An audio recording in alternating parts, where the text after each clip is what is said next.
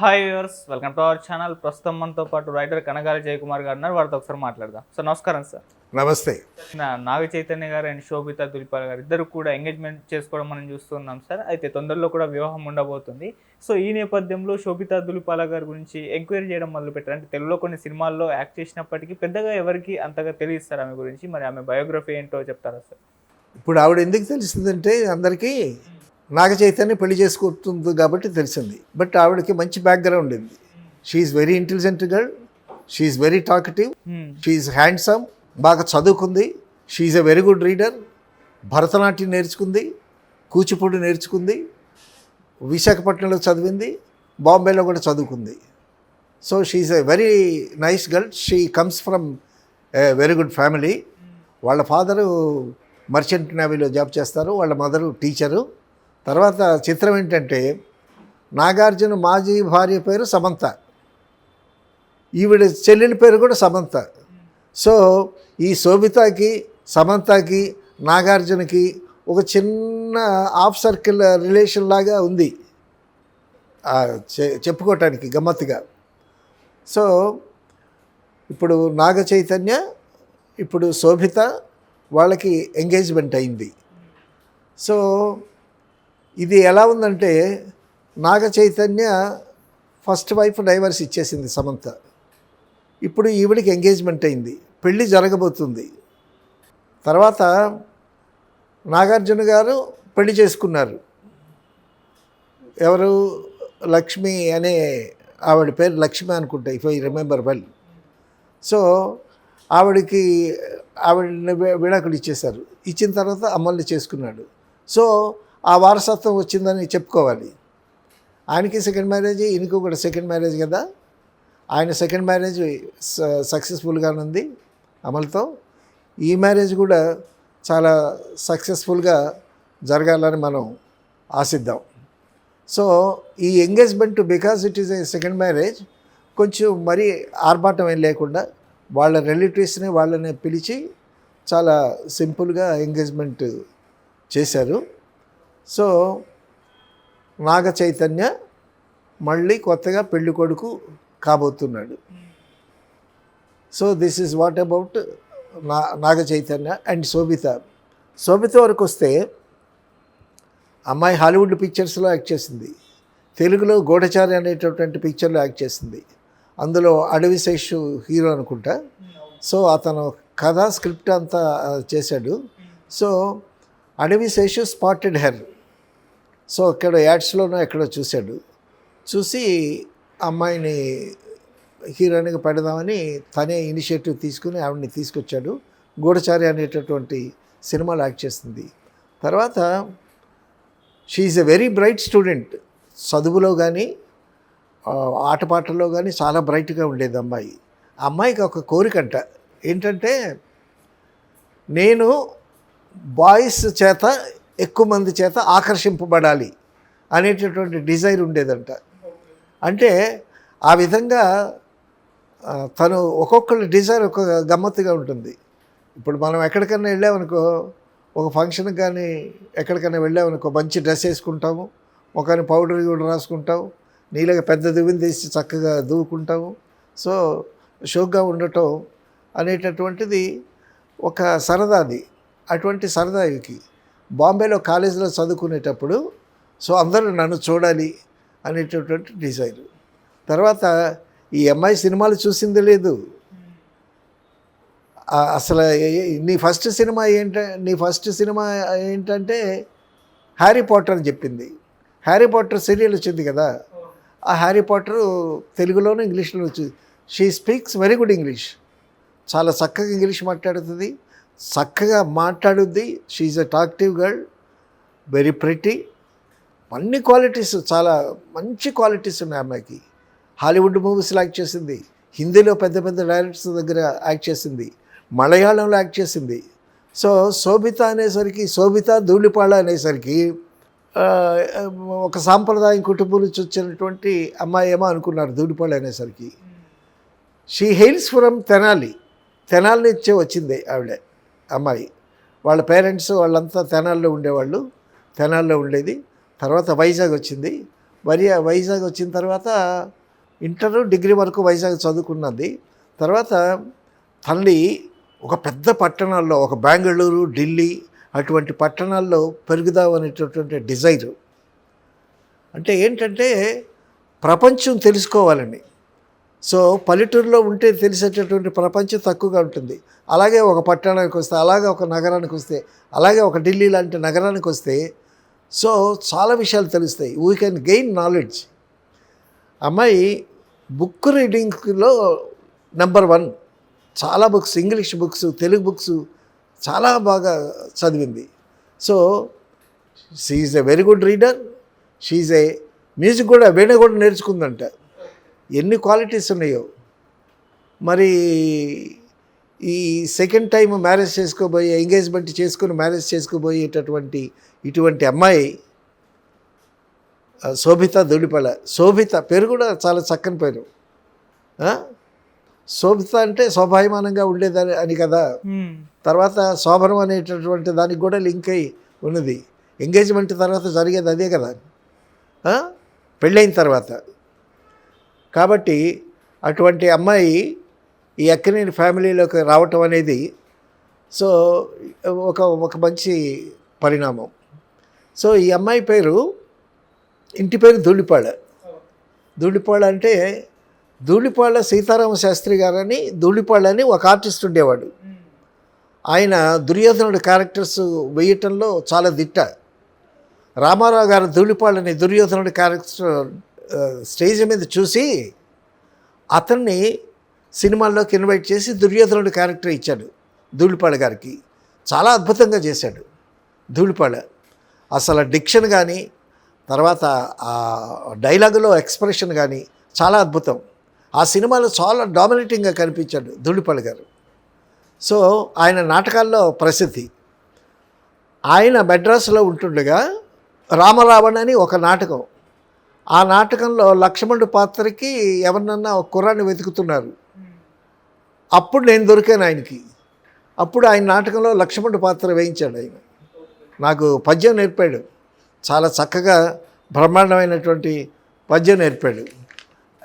Topic వచ్చింది కాబట్టి, భరతుని రాజ్యమేలు మని భవ్య చరిత్రు నిన్ను కానలన్ తిరుగక పొమ్మటంచు వినదెల్పిన క్రూరుడు తండ్రి అవునకో గురుతర బాహుదర్పమన ఉగ్రతరంబుగా వాని కంఠమున్ నరికదా తప్పని ఎంచక ఆలతీయుమా అని ఆ పద్యం. సో ఆ పద్యం నాకు నేర్పించాడు. సో ఆ ధూళిపాళ సీతారామ శాస్త్రి గారికి ఈవిడికి వెనక్కి వెళితే ఏవో రిలేషన్స్ కూడా ఉన్నాయి. సో శోభిత అనగానే తెలియలేదు, కానీ శోభిత ధూళిపాళ అంటే చక్కగా తెలుగు అమ్మాయి అని అనుకున్నాము. చాలా చక్కగా స్పష్టంగా మాట్లాడుద్ది తెలుగు. తర్వాత గూఢచారి సినిమాలో డబ్బింగ్ ఆమె చెప్పింది. సో చాలా స్మైలింగ్ ఫేసు, చాలా బ్రైట్ ఫేసు, ముఖం చూడంగానే చాలా తెలివైన అమ్మాయి అని అనిపిస్తుంది. తర్వాత అందగత్తెల పోటీలో ఇండియాలో సెకండ్ ప్లేస్ వచ్చింది అమ్మాయికి. సో వండర్ఫుల్ క్వాలిటీస్ అమ్మాయి. అసలు ఇప్పుడు మ్యారేజ్ అయిపోయిన తర్వాత ఫస్ట్ దిల్ రాజు వచ్చి వీళ్ళిద్దరిని బుక్ చేసేస్తాడు సినిమాల్లో. అయితే మ్యారేజ్ అయిన తర్వాత మరి ఈవిడ్ని సినిమాల్లో యాక్ట్ చేయిస్తారా, నాగార్జున గారు అమల గారు ఒప్పుకుంటారా, లేకపోతే ఏమన్నా కండిషన్ పెడతారా అనేటటువంటిది వేచి చూడాలి. సో వాళ్ళు ఎలవ్ చేస్తే ఒక మంచి నటి, తెలుగు నటి మన తెలుగు చిత్ర పరిశ్రమకి వస్తుందని ఆశించవచ్చు. Why? Because she is a very good dancer. Kuchipudi నేర్చుకుంది, భరతనాట్యం నేర్చుకుంది, ఫ్రెంచ్ వచ్చు, అన్ని లాంగ్వేజెస్ 5-6 లాంగ్వేజెస్ మాట్లాడుద్ది. సో అటువంటి ఒక తెలుగు అమ్మాయి అక్కినేని వారి కోడలుగా అవటం అనేటటువంటిది చాలా విశేషమని చెప్పుకోవాలి. ఈవిడ తెలుగు అసలు సినిమాలు చూడలేదు ఆవిడ. సినిమాలు ఏమీ చూడలేదు. నీవు చూసిన సినిమా ఏంటనంటే ఏదో గుండమ్మ కథ ఏదో చెప్పింది. సో సినిమా బ్యాక్గ్రౌండ్ లేదు, ఫిలిం బ్యాక్గ్రౌండ్ ఏమీ లేదు, ఎవరూ లేరు. మరి నాగ చైతన్య గారు ఎట్టా ట్రేస్ అవుట్ చేపట్టాడో కానీ ఒక మంచి అమ్మాయిని సెలెక్ట్ చేసుకున్నాడని చెప్పాలి. ఇక్కడ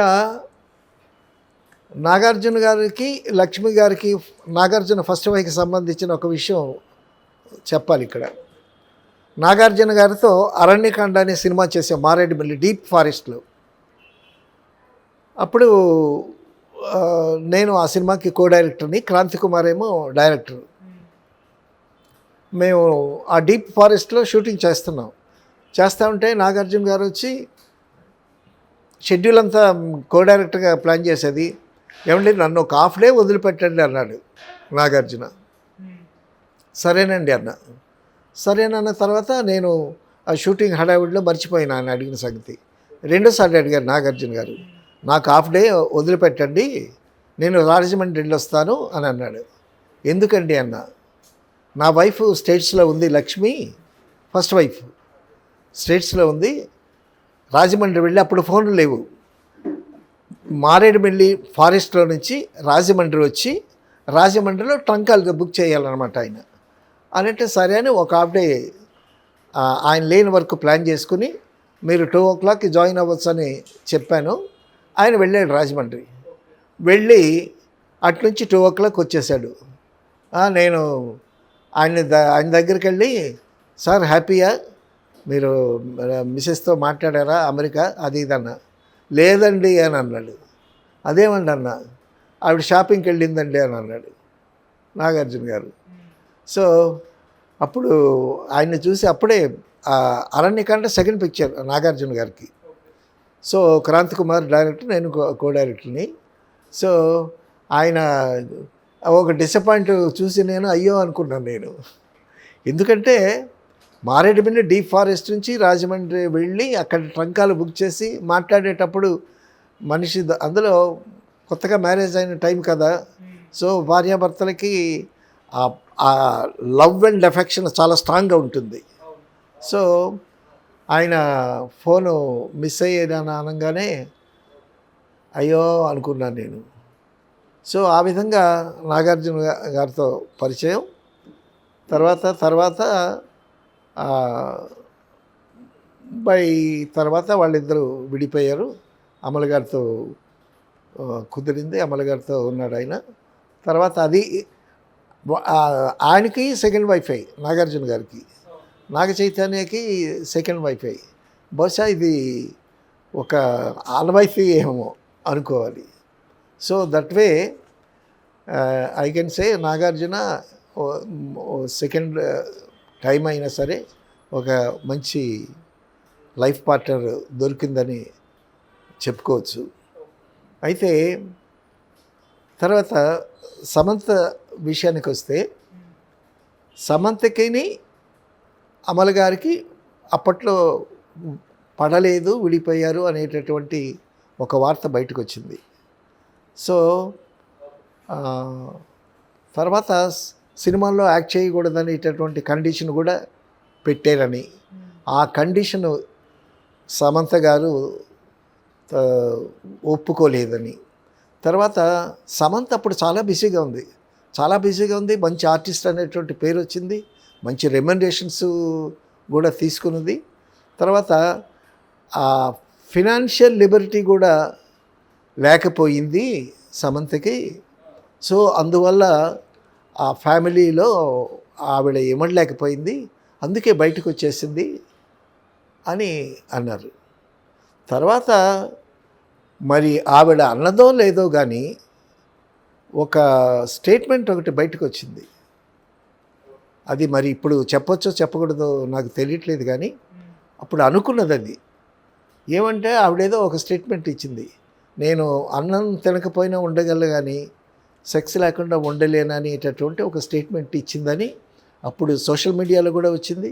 తర్వాత జనాలు అనుకున్నారు. తర్వాత దట్ వాజ్ డిలీటెడ్. సో అటువంటి స్ట్రాంగ్ స్టేట్మెంట్స్ ఏమన్నా ఉంటే యూట్యూబ్లో బహుశా తీసేయమంటే వాళ్ళు తీసేస్తారు, లేకపోతే వాళ్ళే తీసేస్తారు కొన్ని.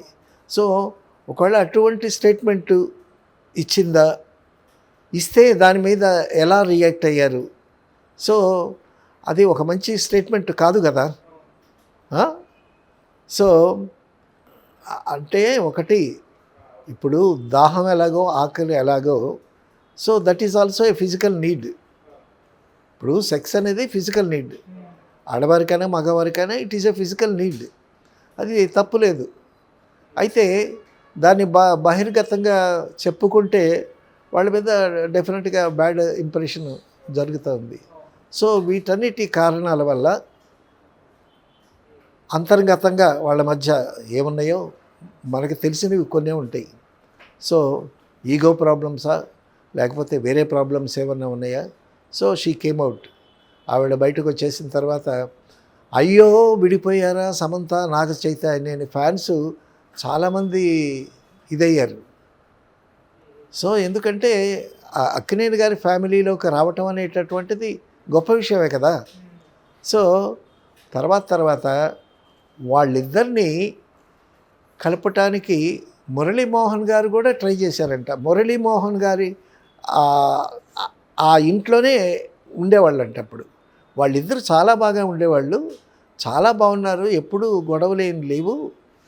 సో ఈ విషయం తెలిసి నేను షాక్ అయ్యాను. సో వాళ్ళిద్దరిని మళ్ళా కలుపుదాం అనుకునేటటువంటి ఇట్ బికేమ్ హై టైం అయిపోయింది. సో అది చాలా విచారకరమైనటువంటి విషయం అని మురళీమోహన్ కూడా వాపోయారు. చాలామంది ఫీల్ అయ్యారు, అయ్యో వాళ్ళు విడిపోయారే, కలిసి ఉంటే బాగుంటుందని. సో సమంత గారు ఆ తర్వాత ఆ షాకులో నుంచి తేలుకొని కొంచెం హెల్త్ డిస్టర్బ్ అయ్యి మళ్ళీ పుంజుకుంది. తర్వాత ఈ ఎంగేజ్మెంట్ వార్త వినగానే సమంత కాస్త ఎమోషనల్ అయింది. ఎమోషనల్ అయ్యి కళ్ళంట నీళ్లు పెట్టుకునేటటువంటి పరిస్థితి వచ్చింది. సో వన్స్ డిపార్టెడ్, ఒకసారి విడిపోయిన తర్వాత మళ్ళీ కలవటం అనేది కష్టమే.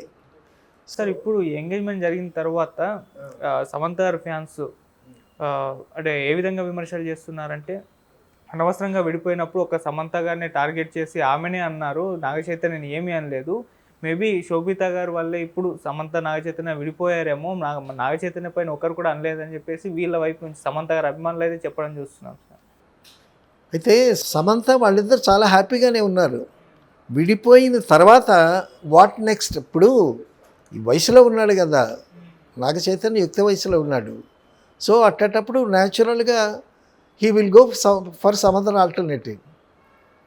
సో సమంతతో విడిపోయిన తర్వాతే అతనికి ఈవిడితో పరిచయం జరిగింది. సో వీళ్ళిద్దరు పరిచయాలు ఉన్నా కూడా బయటికి ఎవరు కూడా వీఆర్ ఇన్ లవ్ అనేటటువంటిది ఎక్కడ ఎక్స్పోజ్ కాకుండా ఉన్నారు. సో ఫైనల్గా నాగ చైతన్య నాగార్జున గారికి చెప్పాడు. సో నాగ చైతన్య అంటే he's a lovable boy, well behaved, చాలా కామ్గా మంచి కుర్రాడు. సో నాగార్జున కూడా ఇతనంటే చాలా అభిమానం. సో ఫస్ట్ బోర్న్ బాయ్ కదా, డెఫినెట్గా మొట్టమొదటి బిడ్డ మీద ఉంటుంది, తర్వాత ఆఖరి బిడ్డ మీద కూడా ప్రేమ ఉంటుంది. తర్వాత నాగార్జున గారు కూడా he's a calm boy, he's a nice boy అని ఆయన ఎప్రిషియేట్ చేసినటువంటి సందర్భాలు కూడా ఉన్నాయి. కాబట్టి he might have expressed his love నా అమ్మాయిని. ఇప్పుడు వాళ్ళిద్దరూ కలిసి తిరుగుతున్నారు. తల్లిదండ్రులు ఆ మాత్రం గుర్తించలేరా? పోలే మళ్ళీ పెళ్లి చేసుకుంటాడు, మళ్ళీ హ్యాపీగా ఉంటాడు అని పేరెంట్స్ అనుకుంటారు కదా. So that way they kept quiet. ఏంటి ఇవాళ అన్నీ ఇంగ్లీష్లో వస్తున్నాయి ఏంటి మాటలు? సో నిన్ను చూస్తే భాష అలాగా వచ్చేస్తుందయ్యా. సో ఎనీహౌ వాళ్ళిద్దరూ ఎంగేజ్మెంట్ అయిపోయింది, మ్యారేజ్ కూడా చేసుకుంటారు. But she is a smart girl. కొంచెం సమంత భయపడి ఒదిగేటటువంటి తత్వం కానీ, బట్ ఈ అమ్మాయి మాత్రం చాలా ఓపెన్, చాలా మనసులో ఏం పెట్టుకోకుండా చాలా మాట్లాడేస్తుంది. తెలివైంది, బాగా చదువుకుంది,